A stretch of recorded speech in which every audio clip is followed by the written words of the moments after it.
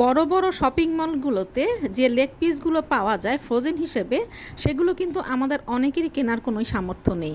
কিন্তু একটু বুদ্ধি খাটালেই কিন্তু আমাদের সামর্থ্য যতটুকুই থাকুক না কেন, আমরা কিছু কিছু লেগ পিস কিন্তু স্টোর করে তারপর সব একসাথে মিলিয়ে কিন্তু চিকেন ফ্রাইয়ের যে প্রিপেয়ারটা করে সেটা আমরা ফ্রোজেন করে আমাদের প্রিয়জনদের মুখে আমরা তুলে দিতে পারি। আমার প্রিয় ভিউয়ার্স, আসসালামু আলাইকুম। কেমন আছেন আপনারা সবাই? আশা করি মহান আল্লাহ তাআলার রহমতে আপনারা সবাই ভালো আছেন। আলহামদুলিল্লাহ, আমিও ভালো আছি। তাই তো আপনাদের মাঝে ফিরে আসলাম চুমকি রান্নাঘর থেকে। আর চুমকি রান্নাঘর মানে তো আপনাদের রান্নাঘর। চলেন এই লেগ পিসগুলো কিভাবে নিজের বাড়ি থেকেই সংগ্রহ করবেন আর সেটা স্বাস্থ্যসম্মতভাবে কিভাবে ফ্রোজেন করবেন আপনাদের সাথে শেয়ার করি। তো যেহেতু আজকে আমি আপনাদের জন্য কোনো রেসিপি নিয়ে আসিনি, তো তাই এটা মেরিনেট আমি কিভাবে করেছি সেটার কোনো প্রসেস আপনাদের সাথে শেয়ার করলাম না। তো দেখতেই পেরেছেন এখানে কিছু আমি লেগ পিসগুলো এগুলো আমি মেরিনেট করে রেখেছি। আর এই লেগ পিসগুলো আমি কিভাবে পেয়েছি সেগুলো আপনাদের সাথে শেয়ার করছি। সেটা হচ্ছে, আমরা কিন্তু মাসে সবার বাড়িতেই 2টা 3টা 4টা আমরা কিন্তু মুরগি কিনেই থাকি। আর তারপরে তো গেস্টের একটা মানে আয়োজন থাকেই। তো যখন গেস্ট আসে তখন কিন্তু চিকেন আরেকটু বেশি কেনা হয়। তো তখন কিন্তু আপনারা যে লেগ পিসগুলো সেগুলো কিন্তু আলাদা করে রেখে দিবেন। তো দেখা যায় গেস্ট আসলে কিন্তু একসাথে অনেকগুলোই চিকেন আনা হয়, তো তখন কিন্তু লেগ পিস অনেকগুলোই পাওয়া যায়। তো এইভাবে রেখে দিতে দিতে তখন দেখবেন যে আপনার একসাথে অনেকগুলোই কিন্তু লেগ পিস জমে যাবে, যা আপনার অনেক টাকা দিয়ে সেই শপিং মল থেকে কিনতে হবে না। তাহলে সেটা কিন্তু আপনার অনেক বড় একটা সাশ্রয় হয়ে গেল। আর খালি সাশ্রয় করলেই হবে না, কারণ আমাদের বাড়ির যে পরিবার সেটা কিন্তু আমাদের অনেক বেশি প্রিয়জন। তারা সবাই আমাদের প্রিয়জন, তারা আমাদের উপরে ডিপেন্ডেন্ট, আমরা গৃহিণী। তো আমাদের যেটা করতে হবে, স্বাস্থ্য দিকেও কিন্তু একটু খেয়াল রাখতে হবে।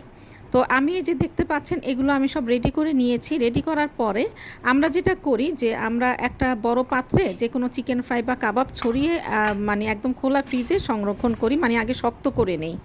তো এটা যখন আমরা খোলা ফ্রিজে শক্ত করব, তখন ফ্রিজের যে গ্যাসটা থাকে সেটা নাকি একটা মানে একটা বিষের মতো, মানে সেই গ্যাসটার মধ্যে নাকি একটা বিষ থাকে, সেটা নাকি মানে স্বাস্থ্যের জন্য অনেক বেশি ক্ষতিকর।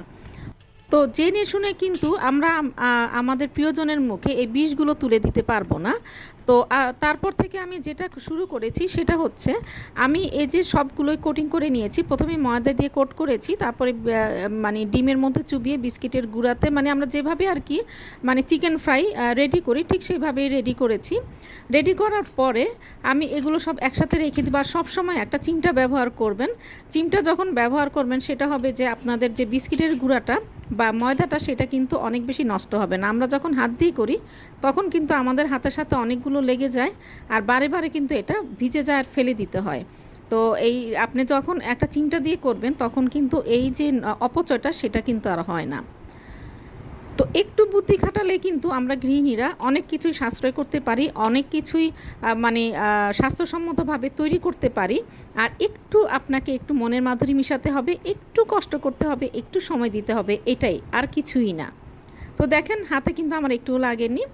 তারপরে সবগুলো আমি এই যে চিমটা দিয়ে এগুলোকে গড়িয়ে রেখেছিলাম। তারপরে এখন একটু চেপে চেপে দিচ্ছি যেন ভাজার সময় একদম মানে এটা নষ্ট না হয়। তারপরে যে এরকম আমি একটা যে ট্রান্সপারেন্ট কালারের একটা বক্স নিয়েছি, আমি একটা ছোট বক্স নিয়েছি, আপনারা চাইলে আরও বড় বক্স নিতে পারেন। আর আমি ট্রান্সপারেন্ট কালারের বক্স নিয়েছি, আপনারা যে কোনো কালারের বক্স নিতে পারেন।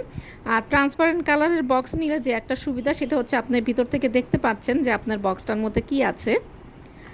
তো এই যে এখন চিকেনগুলো আমি সাজিয়ে দিচ্ছি, দেখতেই পেরেছেন।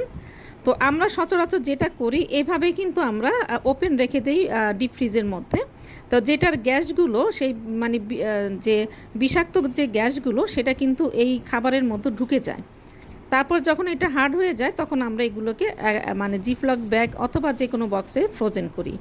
আর এই যে দেখছেন এই পলিথিনগুলোও কিন্তু অনেক দাম দিয়ে কেনা না।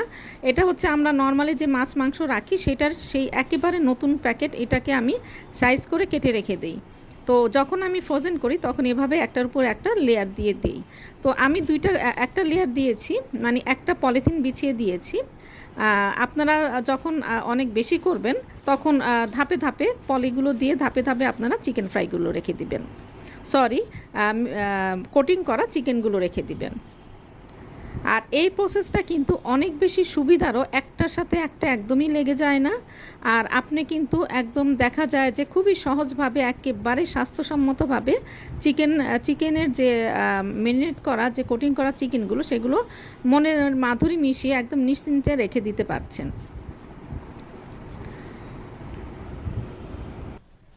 আর স্বাস্থ্যের আরেকটা দিকে খেয়াল রাখতে হবে, সেটা হচ্ছে এই ফ্রোজেন করা যে কোনো কিছুই আমরা নিজেরাই ফ্রোজেন করি, কিন্তু নিজেরা ফ্রোজেন করলে আমরা মনে করি যে 1 মাস 2 মাস আমরা রেখে দিতে পারবো, সেটা না। 15 দিনের উপরে কোনো ফ্রোজেন খাওয়াটাই কিন্তু স্বাস্থ্যসম্মত না। তো এমনভাবে আপনারা রাখবেন যেন 15 দিন এটা দিয়ে আপনি নিশ্চিন্তে চালিয়ে দিতে পারেন। আর এর বেশি না, এর বেশি রাখলে সেটা নাকি আস্তে আস্তে যে এটার মধ্যে ব্যাকটেরিয়া গ্রো করে, এটা কোনো মতেই আমরা যতই বলি 2 মাস থাকবে, মানে আমরা রেখে খেতে পারবো 6 মাস, এটা হয়তোবা আমরা বলি, কিন্তু আসলেই কি এটা সেই স্বাস্থ্যসম্মত হয়? কখনোই না। আমরা একটু কষ্ট একটু পরিবারের জন্য করতেই পারি। আমি কিন্তু প্রতি মাসে যে চিকেন কেনা হয় সেখান থেকে, আর যখন গেস্ট আসে অনেকগুলো চিকেন কেনা হয় সেখান থেকে কিন্তু আমি এই লেগ পিসগুলো রেখে দিয়ে তারপরে এভাবে আমি এগুলোকে কোটিং করে এভাবে ফ্রোজেন করে রাখি। তো আশা করি আজকে আমার এই ভিডিওটা আপনাদের ভালো লেগেছে, আর ভালো লাগলে তো চুমকি রান্নাঘরের সার্থকতা। আর চুমকি রান্নাঘর মানে তো আপনাদের রান্নাঘর। তো মনের মাধুরী মিশিয়ে রান্না করবেন, নিজে খাবেন, প্রিয়জনকে খাওয়াবেন। সবাই ভালো থাকবেন, সুস্থ থাকবেন। আল্লাহ হাফেজ।